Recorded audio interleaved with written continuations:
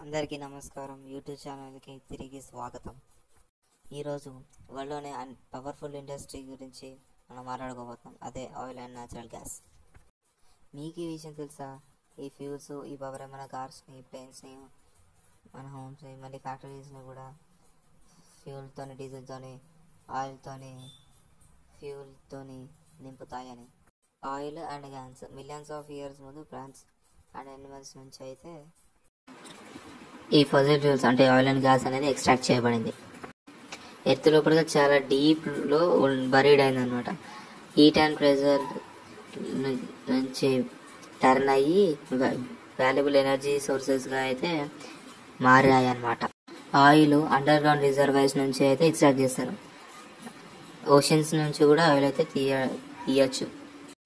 Oil reserves దగ్గర even rock layers నుంచి ఈ న్యాచురల్ గ్యాస్ అయితే దొరుకుతుంది మనకి. అక్కడ నుంచి అయితే మనం ఎక్స్ట్రాక్ట్ చేయొచ్చు ఈ న్యాచురల్ గ్యాస్ని. ఒకసారి oil and natural gas extract చేసిన తర్వాత ఈ క్రూడ్ ఆయిల్ మొత్తం రిఫైనరీస్కి వెళ్ళిపోతుంది. అక్కడ నుంచే petrol, diesel, kerosene, jet fuel ఇలా చాలా కెమికల్స్గా అయితే ట్రాన్స్ఫార్మ్డ్ అయిపోతాయి అన్నమాట. న్యాచురల్ గ్యాస్ అంటే ఇంకో విధంగా ఇలా యూజ్ చేయొచ్చు అంటే కుకింగ్లో, హీటింగ్ అండ్ ఎలక్ట్రిసిటీలో వీటిలో అయితే మనం యూజ్ చేసుకోవచ్చు. ఆయిల్ అండ్ గ్యాస్ ఇండస్ట్రీస్ అన్నీ ఈ ఫ్యూల్స్, ఆయిల్, గ్యాస్ ఇవన్నీ గ్లోబల్గా ట్రాన్స్పోర్ట్ చేసి ఇండస్ట్రియల్ గ్రోత్ అనేది చాలా సస్టైనబుల్గా చేస్తారు. ఎకనామిక్స్ వరల్డ్ వైడ్గా ఇవన్నీ మంచి షేపింగ్ అనేది చేస్తాయి మంచిగా ట్రాన్స్పోర్ట్ చేయడం వల్ల.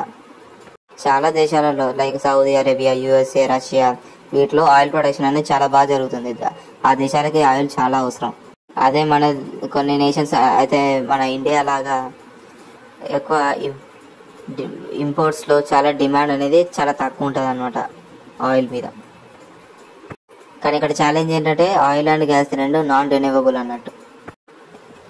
ఇవన్నీ ఇంకా ఈ ఆయిల్ని, గ్యాస్ని కెమికల్స్గా మార్చి కాల్చడం ద్వారా కార్బన్ డైఆక్సైడ్ వస్తుంది. దీనివల్ల క్లైమేట్ అనేది చేంజ్ అవుతుంది.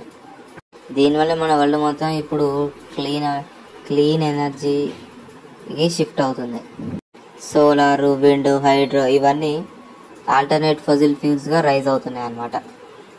ఇప్పటికీ ఆయిల్, గ్యాసు ఎన్ని సంవత్సరాలైనా కొన్ని డికేడ్స్ వరకు కూడా చాలా ఇంపార్టెంట్ సోర్సెస్గా యూజ్ చేస్తారు.